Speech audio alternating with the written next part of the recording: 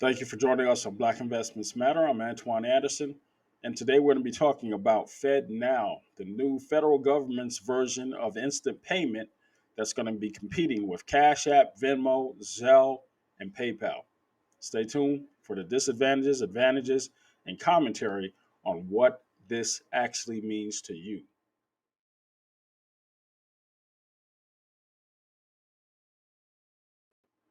The federal government is now entering its first tentative steps into the world of instant banking and cash settlement with instant payment methods called FedNow.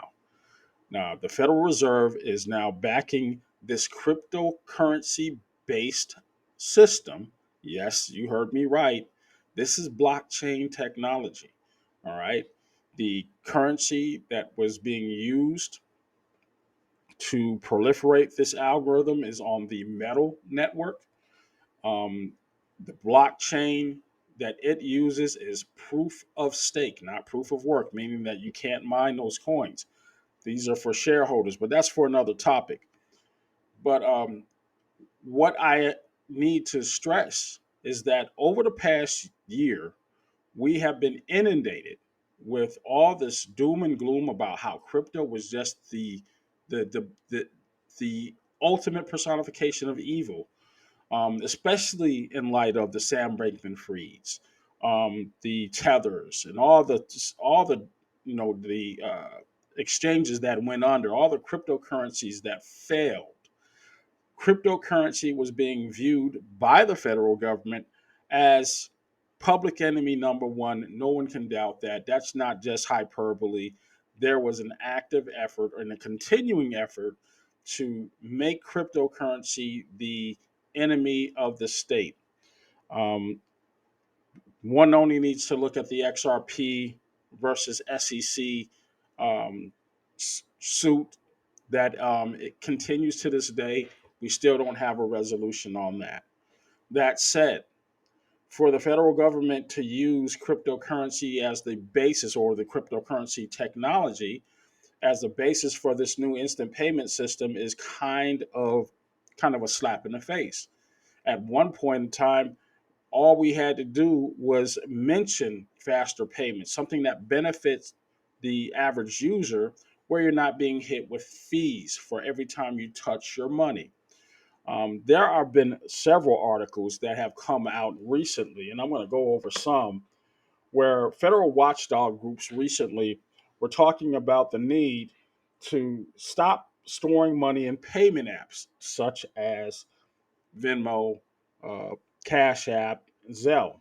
Says that customers in Venmo, Cash App, PayPal should not store their money in those apps for long term because the funds might not be safe during a crisis.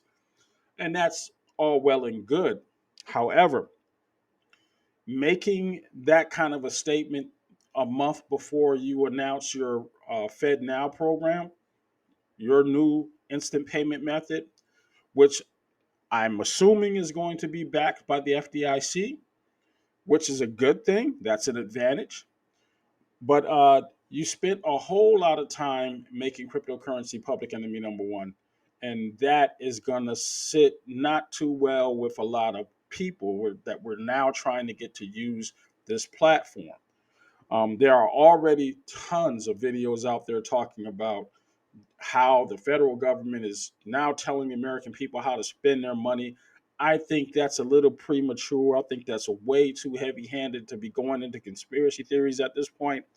But we have to pay attention to the moves that were being made by the federal government, i.e., some certain senators from Massachusetts and others that had made cryptocurrency, particularly mining cryptocurrency, public enemy number one, persona non grata. All right. Also, there was some legislation that was being proposed concerning those instant payment methods, such as Cash App and Venmo, that the IRS was getting involved. Remember, they were talking about having to have those companies file a schedule, a 1099K, for every payment over $600 on those apps. They were going to be looking at the transactions on those apps. That was delayed. And here's the article that came up in the Forbes advisor list. And payments apps such as Cash App, Venmo have been given extra time to implement a change that will require them to report more consumer payment information to the IRS. The current law requires that companies to report payments if they have tens of thousands of dollars and if numerous transactions are completed during the year. A 2021 law called for revising the tax reporting requirements of apps, which formerly known as third party settlement organizations under the law. The apps were supposed to be send users Form 1099-K, a payment card, and third-party network transactions for transactions of as little as $600 for payments and goods. That was a way to really crack down on that industry. If you try to make a payment of $600, what kind of things are you paying over $600 for? Your rent is way over $600. Your car payment, way over $600. Some of us are paying child support that's either $600 or more. Anytime you make a payment to any of those entities, the IRS wants a schedule. That's not good business. Um, a lot of the talking points behind limiting cryptocurrency and these instant payment transactions stemmed around the possibility that some illegal or illicit activities were happening on these networks. It was never proven for anyone to really make a concerned effort to look at those kind of transactions when you look at the comparison of how many transactions in the criminal underworld are being made with those dirty fiat dollars. It just is what it is. You don't have to use Cash App to do it. You can use Western Union to send money to a cartel. But hey, that's another argument for another day. But that was some of the activities and actions that the federal government were taking. Now we're moving along to why Fed Now is happening now. Well, the need for customers to have those transactions verified instantly versus the typical 1 to 3 business days that it sometimes takes funds to settle uh, on a different account, that has become a problem. Now, we mentioned insufficient funds and overdraft fees before, and the practices that some banks were using to make sure that you would overdraft on your account. Well, the benefit and the beauty of these instant cash app type payment systems was that you couldn't overdraft them. If your money wasn't there when you made the transaction, it wasn't there. So you couldn't overdraft the account. And that's perfect because the transactions wouldn't take 1 to 3 days. It would only take 1 to 3 minutes or less when you're talking about systems like XRP.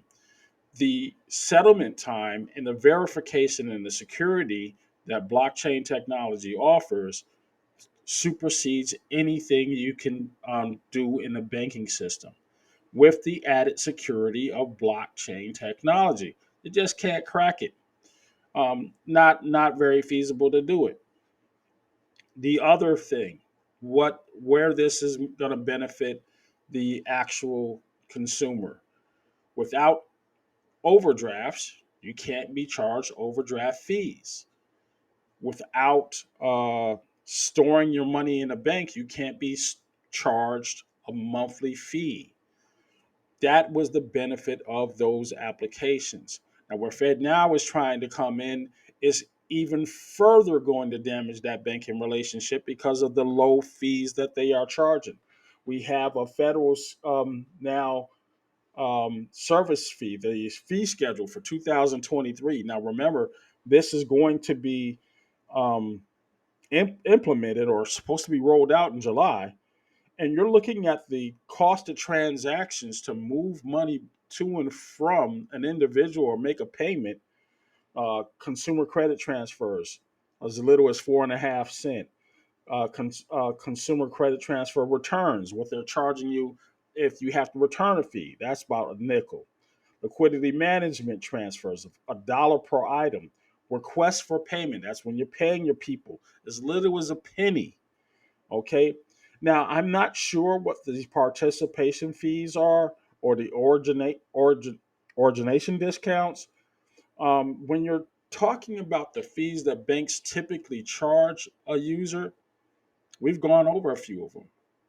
$4, $5 to use an ATM, $35 as it was the highest that had ever gotten. I think it's down to $28 for some banks for overdraft fees. Monthly fees that could be anywhere from $5 to $50 a month just to have money in the account, with minimums that you'd have to maintain. If your account dipped under 200, you're going to be charged more money per month. Those are the things that drove people away from traditional banking and into these apps in the first place, because it was just getting too expensive. With all those things going on, why would a person try to jump into a banking account where you're not even getting a free toaster anymore for setting up an account? No, you're being hit with a bunch of fees, and the potential for those fees to multiply if the bank was exhibiting any of the practices that we mentioned, such as reordering transactions. That was a problem. There are some particular things that I'm finding troublesome. As a member of Black Investments Matter, I have to see what's best for my community right now. There's early adoption for organizations that have already completed the certification process to use FedNow to institute these payment changes, and the list is growing. However, if you have the list of participants, which I have compiled here, and you compare that to the list of the 19 or so banks that are Black owned, not one of those Black owned banks have completed the certification process. This is how you disenfranchise an entire community.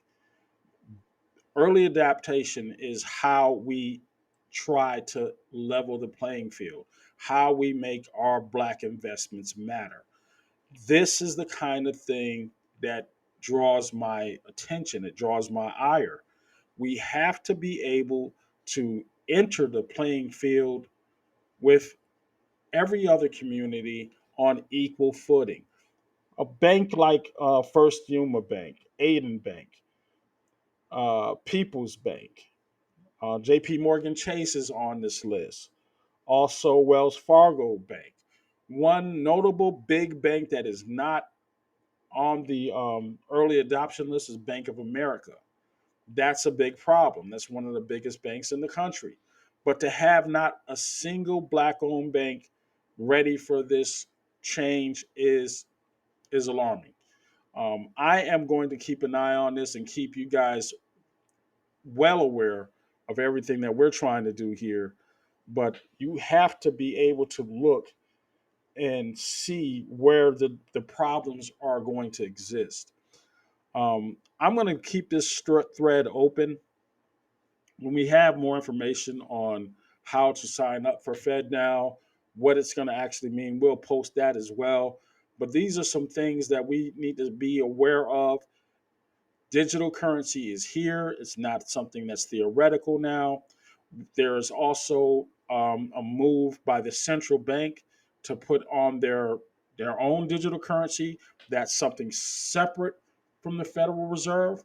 We're talking about CBDC, central bank digital currency, versus what this is, FedNow through the Federal Reserve. Federal Reserve cash, that's domestic. The CBDC is digital currencies making payments all over the planet. It's here. It's not theory. It's coming, and we have to be ready for it. Leave your comments. Make sure you're liking and subscribing on this page. Thank you very much for watching, and I hope to hear from you very, very soon.